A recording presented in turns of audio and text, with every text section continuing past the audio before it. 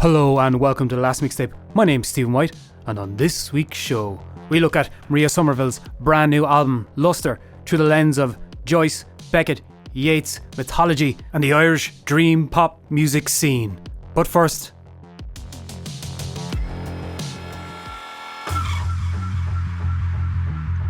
I am certain of nothing. Not my words, but the words of Anthony Bourdain. Those words mean so much to me, I have them tattooed on my arm, and I get it even more today.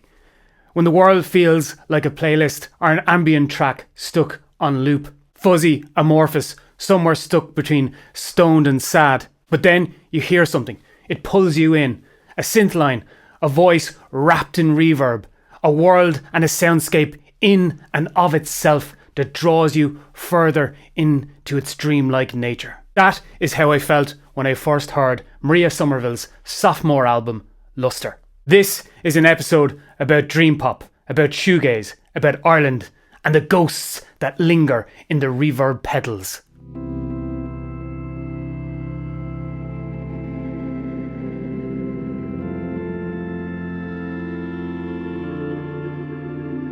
Maria Somerville's Luster doesn't rush. It drifts, it lingers. It lets silence fill the frame, like the breath between two verses of a Sean-nós lament.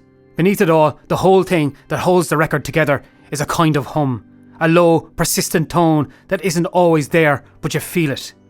You can make the case that the Irish ear is already tuned to drone, that our folk music always has this hum beneath it, a kind of ghost tone holding the rest together. The uilleann pipes, the fiddle, the bow scraping just slightly too long, the way a note bends and doesn't resolve. It's not far from what shoegaze does, or dream pop, that sense of being suspended in something, not quite joy, not quite grief, just held. And maybe that's why this sound feels so natural here. When Maria Somerville holds a note for just a second too long, it's not indulgence, it's inheritance. A drone passed down through the generations, now echoing through reverb pedals and cassette hiss. You can hear it, too, in the outskirts of bands like Just Mustard, who replace melody with tension, or the guitar swells of New Dad, a distortion as a form of catharsis. Even Gilla Band, though far from shoegaze, feel like they're ripping through the drone, exposing what's underneath. Their music is anxiety in waveform, but still shares a reverence in tone for repetition, for the raw power of a single sound stretched to breaking point, a nightmarish version of the dream.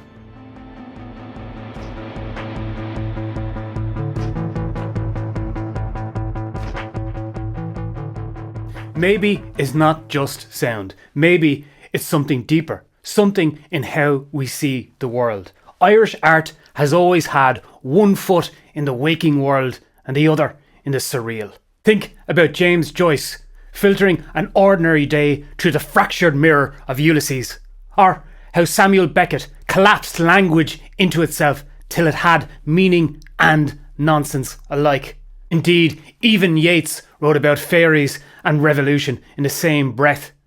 And go back even further, and we can see this in the lineage of the story of Angus and Caer Ibormith. Through this Irish mythological story, Angus dreams of a woman so intensely that he wastes away in longing. And when he finds her, Caer is both a dream and real, but only on certain days and only in certain forms.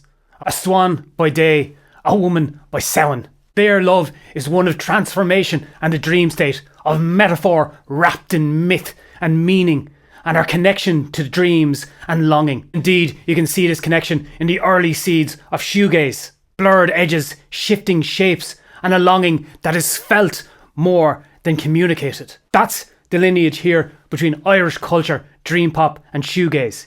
Here is a cultural muscle memory. Irish dream pop doesn't just sound like our history, our cultural history, our mythological history. It feels like it. Elusive, haunted and laced with beauty. A feeling that you can explain down to your bones.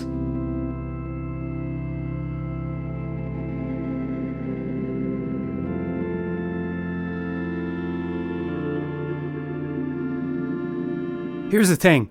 There's no big movement, no revival posters on lampposts. No radio tastemaker shouting from the rooftops about the next big wave of Irish dream pop. That's not how this works. Not here. What's happening, if you can call it that, is quiet, barely visible, adrift more than a surge, like fog rolling across the Dublin docks or a record you left on too long, fading into the run-out groove.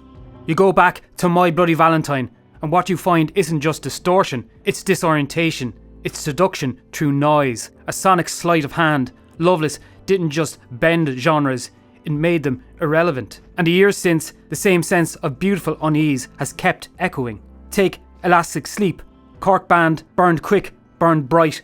Their 2015 EP, Leave You, was like being pulled underwater by something you half trusted. You weren't sure if you were drowning or dreaming. And then there's Katie Kim. If MBV gave us the chaos of volume, Katie gave us the silence between the notes. Her work lives in the margins, half whispered, half remembered. Songs that feel like you've known them in another life. And let's talk about Roller Skate Skinny. God, what a strange and beautiful mess. Dublin's own secret handshake. They were never quite in focus, not shoegaze, not Britpop, just fractured elegance. Horse-drawn wishes still sounds like it was made in a fever dream. Whipping Boy, yeah, they were angry. They had quite a bite, but underneath there was something else. Restraint, melancholy. The kind that creeps up behind you when you think you're safe. And now bands like Versions, New Dad, Just Mustard, His Father's Voice and Maria Somerville are walking through the fog those artists left behind. Their sound is heavy with atmosphere, like stepping into a room you're not sure you belong in. There's a thread here, you can trace it if you squint hard enough, but don't call it a scene that feels too clean, too easy. This isn't a movement, it's a slow motion mood, a feeling in the walls, in the earth, in the mist. No one's making a pitch, no one's selling a brand. They're just making the kind of music that helps you sit with your own uncertainty. And maybe in a place like Ireland, where ghosts hang in the air and everything is soaked in history, that's all you can really ask for.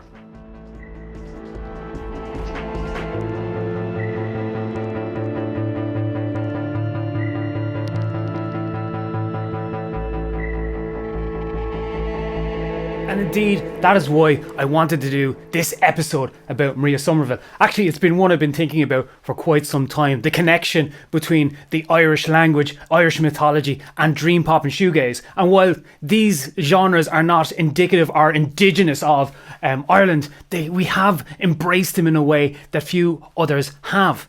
Maria Somerville's Lustre is an absolute triumph. It's an offering of an album that kind of feels like it lays stones by the lake and just walks away. It's so beautiful in how it's constructed, and it's an album that doesn't make bold, huge gestures or statements. It fades just quite gently into one another. It has that dreamlike nature to it that just flows and makes sense within the album itself, kind of the dream logic of it all. From the opening track, Rails, you just feel that drift into it. And that's kind of what captivated me from the very beginning about Maria Somerville's music. It has that nature of just drawing you closer in, that haunting sound. We spoke about last week, just briefly touched on one of my favourite songs of all time, Clonid's theme from Harry's Game, and I think it's one of the most beautiful pieces of music ever constructed. It captures the Irish experience through sound in a way that few others do, and I think Maria Somerville comes to that level with this album. It's almost an album full of that, full of like capturing Ireland in its ruggedness, in its mystery, in its mythos, in its kind of the bewitching nature of Ireland, the country itself, the physical land that we live in, the one that we all experience. Well, unless you're from another country watching this, and hello. But yeah, if you know that nature of it, the West, and you look at like a lot of the visuals that Maria has put out with this record, and it captures that as well. It's windswept. It's something other. It's something that it is indicative of the land and the country we're in. And obviously in the last episode we were talking about redefining Ireland and redefining what it means in a broader sense. And I think Maria's album is such a capture of that throughout. Songs like Garden, Halo and Stonefly really just drift and kind of create these kind of waves more than peaks and troughs. It's an album that kind of plays with kind of tidal nature to it, and you can see that connection. And whilst this is a far more textural and kind of pulled back version, we talk about My Bloody Valentine, that's the aggressive nature, or even something like Gilliban, Katie Kim, Oxen. You could maybe put bands like Lankum in around this area as well. Elastic Sleep back in the day from Cork, as well, within this nature, within this sound. It's a painting, it's an expression. It is kind of like, as most dreamlike natures are in art, it takes the real and puts it into almost a surreal in its nature and in how it feels. And at the heart of it all is Maria Somerville herself as an artist, as the captivating figure within, as maybe the Care Ibernit within this story, pulling us closer into this world.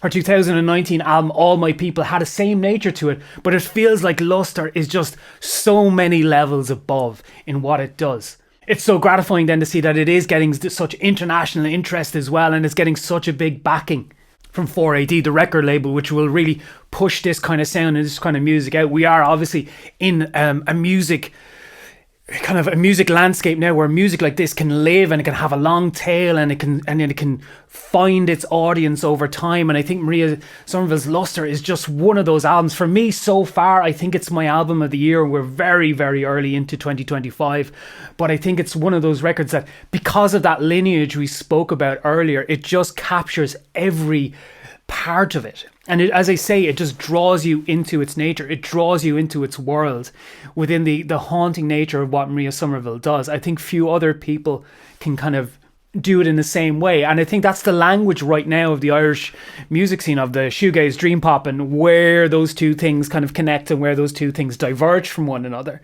But there is such right now in Ireland, such a scene for it. And it's coinciding, as we've spoken about the folk revival and this kind of, and with Irish hip hop as well, through Irish language, Irish hip hop artists, making records about the Irish experience. We were talking about God Knows and Denise Chila and Celavita Mai and people like that only last week. And that kind of, this plays into it. It captures that thing, as I was speaking about earlier. It's that idea that 1 foot in the waking world, 1 foot in the surreal. James Joyce, Yeats, Beckett. You could put Francis Bacon in there as well, in a more nightmarish version of it. But we've always had this idea of the surreal, going back to the mythology of it, to the story of care and stuff like that.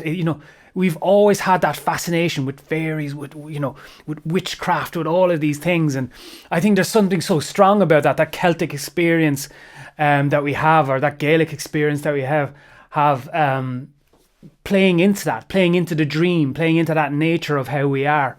And I think this record captures it so, so beautifully. It's part of that conversation that we've been having as Irish people. It's part of that conversation we have with the world, that kind of mysticism, that mystique about Ireland that is played into the record and really resonates beneath it in such a beautiful way.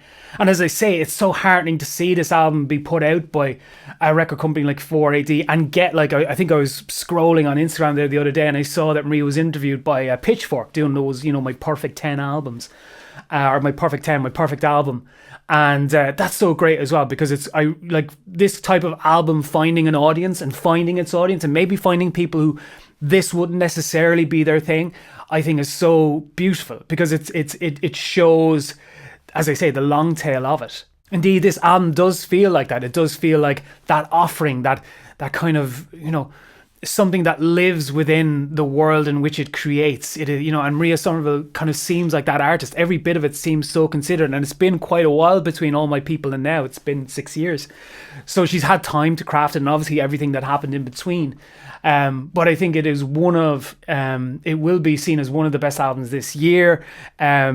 Outside of Ireland even, it won't be just like one of the best Irish albums. I think people will have this in their end of year lists as well, and I think Maria Somerville has created something very special with Luster that maybe in the future might be seen as relatively important as Loveless was to the scene as this is to now in 2025.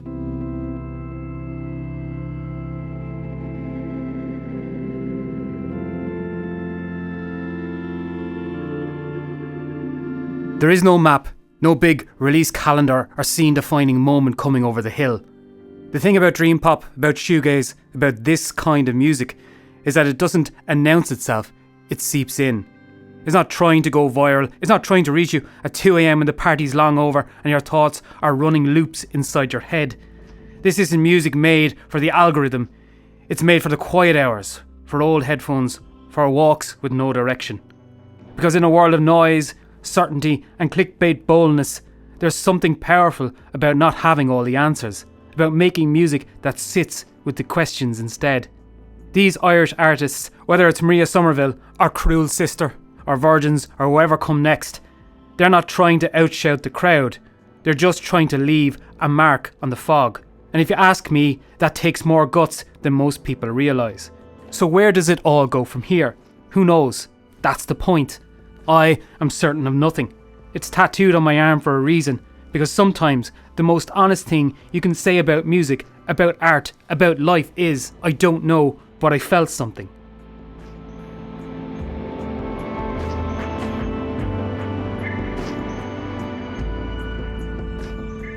There's a tattoo on my arm that says, I am certain of nothing. Indeed, these are the words of Anthony Bourdain, and they stuck with me not just because who he was, but that does matter, but because of what they mean and what they say to me, especially now, especially when experiencing an album like this. Dream pop, shoegaze, drone, these are the musics that exist just on the periphery, just out of sight and out of vision. Half in a dream world, half in the waking world, uncertain indeed of which. There are no certainties you can hold on to, no hooks to drag you in, and that is the point. This is music from the ache, the longing, the quiet. This is the music to just grab your attention and walk away. This is music to sit with you, to rest with you, to linger. And maybe, if given enough time, it starts to feel like home. Or a dream of it, anyway. I am Stephen White. I am certain of nothing. And I'm the last mixtape. Thanks for listening. And so it goes, and there it went. But before I go, thank you for watching and listening to The Last Mixtape. To help the channel grow, please like, share and subscribe for more episodes like this. And if you want to send your music on to the Count and Monty playlisto, do send them on to stephen@thelastmixtape.com and I will send him on your correspondences. But for now, that was The Last Mixtape. I was Stephen White. You were the listener and the viewer. Hey, so long.